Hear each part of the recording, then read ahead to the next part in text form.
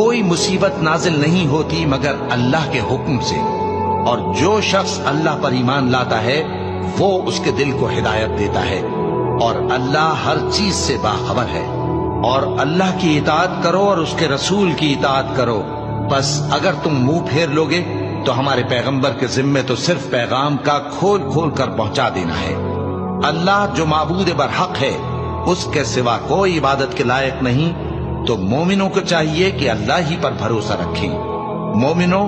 تمہاری بیویوں اور اولاد میں سے بعض تمہارے دشمن بھی ہیں، سو ان سے بچتے رہو، اور اگر معاف کر دو اور درگزر کرو اور بخش دو تو اللہ بھی بخشنے والا ہے، مہربان ہے۔